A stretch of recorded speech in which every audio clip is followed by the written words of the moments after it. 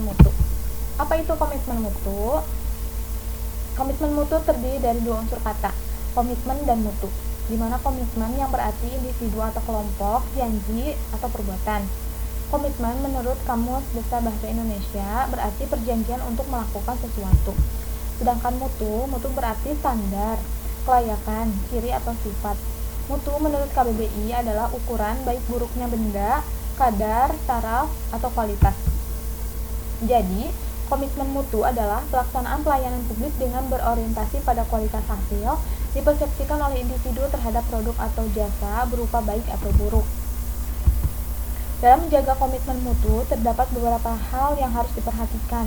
Yang pertama yaitu penentuan tujuan atau goals, yang kedua adanya peran, yang ketiga adanya prosedur atau langkah-langkah yang dilakukan, yang ketiga relationship hubungan antar semua unsur, yang kelima adalah leadership atau kepemimpinan.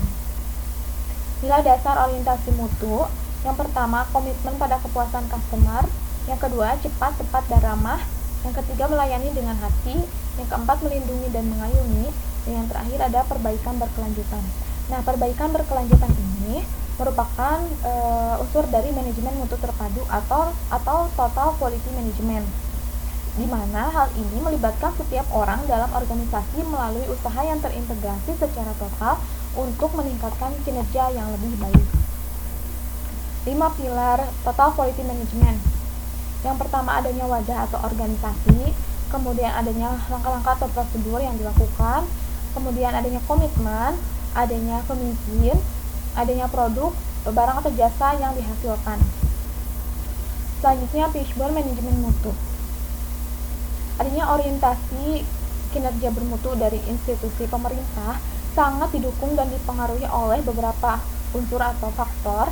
Yang pertama adanya rencana mutu, yang kedua pengawasan mutu, yang ketiga perbaikan mutu, yang keempat sosialisasi mutu, kemudian implementasi dan pengawalan mutu, dan yang terakhir adalah outcome atau output dari semua unsur tersebut sehingga terciptanya suatu kinerja yang bermutu.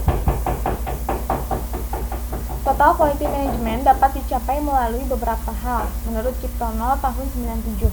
Yang pertama, berfokus pada pelanggan. Yang kedua, obsesi pada mutu. Yang ketiga, pendekatan ilmiah. Yang keempat, komitmen jangka panjang. Yang kelima, kerjasama tim. Yang keenam, perbaikan secara berkesinambungan. Yang ketujuh, adanya pendidikan dan pelatihan. Selanjutnya, membangun komitmen mutu dalam penyelenggaraan pemerintahan. Caranya yang pertama adalah mengobservasi, mengidentifikasi, dan mendeskripsikan terkait mutu kinerja aparatur dalam memberikan layanan kepada masyarakat. Yang kedua, memberikan penilaian objektif terkait tingkat tanggung jawab aparatur dalam memberikan layanan publik. Yang ketiga, mendeskripsikan tindakan kreatif yang dapat diwujudkan oleh aparatur dalam memberikan pelayanan kepada publik sesuai dengan tugas masing-masing. Yang keempat, menganalisis kendala terkait belum terwujudnya kreativitas kerja aparatur dalam mewujudkan inovasi layanan yang berkomitmen terhadap mutu. Dan yang terakhir adalah menganalisis faktor-faktor pendorong untuk meningkatkan kinerja yang kreatif, inovatif, dan komitmen terhadap mutu. Selanjutnya, aktualisasi dari nilai-nilai dasar komitmen mutu. Diharapkan adanya perubahan dari kinerja yang sebelumnya menjadi kinerja yang lebih baik. Yang pertama, orientasi kepada peraturan menjadi orientasi kepada publik. Cara kerja ABS, rutinitas, dan asal-asalan menjadi orientasi kepada mutu, bekerja secara baik dan benar. Yang ketiga, sikap pasif menjadi dinamis, proaktif, dan inovatif. Yang keempat, cara kerja individualis dan egosentris, di mana bekerja secara sendiri-sendiri dan berorientasi melayani pimpinan, menjadi bekerja secara tim sebagai satu kesatuan proses untuk melayani masyarakat. Dan kesimpulan pada materi manajemen mutu, yang pertama adalah aktualisasi nilai dasar komitmen mutu dalam pelaksanaan tugas aparatur akan mendorong terciptanya budaya kerja yang unggul yang dapat menumbuhkan keberanian untuk menampilkan kreativitas dan inovasi. Tentu saja hal ini diharapkan untuk memotivasi aparatur mengubah mindset menuju layanan yang bermutu.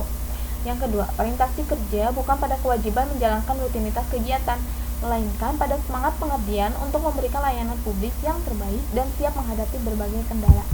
Yang ketiga, orientasi aparatur bukan dilayani tetapi melayani. Yang keempat, fokus kinerja aparatur adalah untuk melayani publik. Yang kelima, kewajiban aparatur adalah memberikan layanan publik yang adil dan bermutu untuk membangun kepercayaan masyarakat terhadap pemerintah.